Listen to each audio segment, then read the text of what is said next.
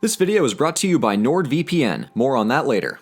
This may sound nuts, but at one point, the Vikings directly and indirectly owned land in Russia, France, England, Italy, and the Levant, in addition to, all of Scandinavia. See, when the Vikings started, they were all for raiding, pillaging, and telling Columbus to suck it because they got to America first. But after a couple centuries passed, they realized that trade networks were much more lucrative in the long term than rolling up to sack some random monastery once. Beyond that, they decided that the real power move wasn't wrecking stuff, but building stuff. Scandinavian colonization was a huge enterprise during the Viking Age, and their longships, truly the S tier of medieval seafaring if I do say so myself, carried them to the British Isles, the northern coast of Europe, Iceland, Greenland, and beyond. But one Viking colony stands above the rest for being the coolest and the most historically consequential, and it's the Normans. To find out just how these magnificent badasses left a massive mark on the northernmost and southernmost edges of Europe, let's do some history. The story of the Normans starts with the typical raiding. In France especially, the fragmented kingdom had Swiss cheese for defenses, so the usual move was to politely ask the Vikings, hey, can we just bribe you guys to leave us alone? And the answer was often yes, but after the better part of a century and a couple excursions as far inland as Paris, King Charles finally said, hey, can we bribe you and give you lands to finally leave us alone, please?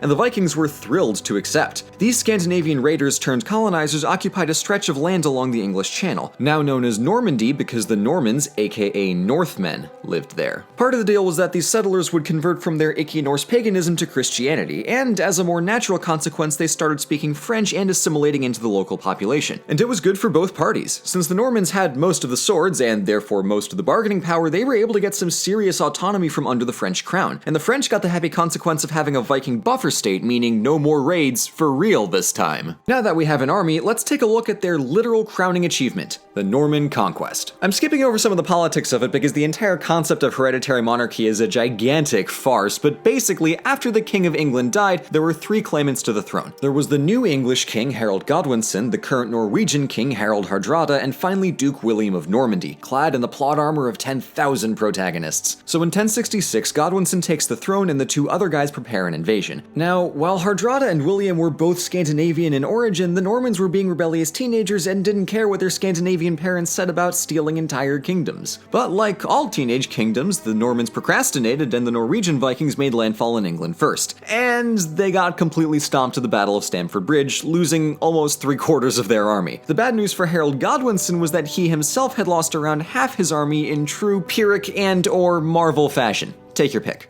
But the worst news came just 3 days later when, surprise, William of Normandy showed up in the south of England to take his turn at killing people for some shiny headgear. So Harold booked it down to Hastings with an exhausted and half-dead army. Anyway, after earning his epithet the Conqueror, William turned around and got started governing his new kingdom. He first kicked out the disjointed feudal aristocracy and replaced it with a more bureaucratic assortment of mostly Normans, which helped centralize the English state. And this was par for the course for William, since he did much the same thing in his earlier years as a Norman duke. While the commoners still spoke their old Anglo-Saxon sounding language, the Norman aristocracy all spoke French, and in time the two merged to create what we understand to be English. And that's why our language is full of Romance vocabulary, such as language, romance, and vocabulary. The Norman influence also explains why that transition is so fast compared to what came after. We started with Beowulf's practically illegible Old English in 1000 and got to Chaucer's weird but sensible Middle English 400 years and coincidentally one metric the Normans later. But English hasn't really changed all that much since. On the British side of Europe, the Normans reached out to dabble with Wales, Scotland, and Ireland, but let's keep things on topic and talk about the other Norman conquest, that of southern Italy. In the centuries after Rome kicked the bucket and the bucket kicked back, southern Italy became the piñata of the Mediterranean. Everyone took a swing at it, hoping to crack it open and get the metaphorical imperial candy that lay within, but no one could make a unified state, so instead it was just kind of beat up. Like this awful piñata metaphor I'm starting to regret, but the point is the whole sea was fractured, and southern Italy was a microcosm of that splintering between Catholic, Byzantine, and Muslim powers. That all changed when the Normans walked into the peninsula like, what up, I got a big cavalry, and conquered the fragmented south from the Muslims, Byzantines, and Catholics.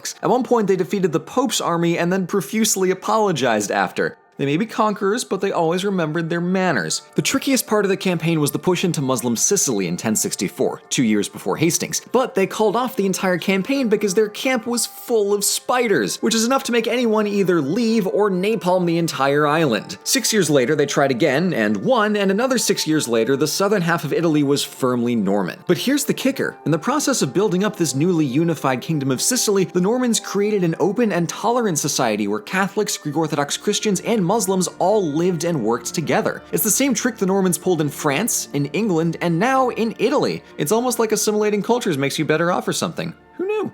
In addition to their military and their innovation in governments and scholarship, the more tangible remnants of this Norman legacy lie in the architecture of castles and churches. And on the other side of that was more spiritual construction, where the Normans were also prolific. In particular, the Cappella Palatina in Palermo is a masterpiece of design, combining styles from all over the Mediterranean. Inscriptions appear in Arabic, Greek, and Latin, Byzantine mosaics mixed with arabesque geometry. It's truly gorgeous, and there are loads of other places in Norman Italy where you can still see how dedicated they were to building a morally and socially strong society beyond just a militarily strong one. The Normans also built the cathedrals of Monreale and Palermo, which, at the risk of gushing about it for another 15 minutes, I'll just show you these pictures and move on. Norman Sicily was also a capital of Mediterranean scholarship, as their good friends the Byzantines and the Muslims were both going through golden ages. One achievement that I'm quite fond of is the Tabula Rogeriana, a map created by a Muslim scholar based on the accounts of Norman traders. It's a triumph of cartography and cultural anthropology. And independent of the Normans, whether it's scholarship or art or what have you, my favorite settings in history will always be the ones where cultures converge. There's nothing more satisfying than seeing multiple civilizations bring their A game. It's unique and it's fun and it's difficult sometimes, but it is worth it, damn it. So insane as it may sound, the Normans went even further afield than Italy as they conquered Antioch during the First Crusade. But I'm stretching myself a little bit thin here, so let's return to where this all started. A century after William's conquest, England under the House of Anjou had doubled back to swipe up half of France, and in 1202 France set out to make France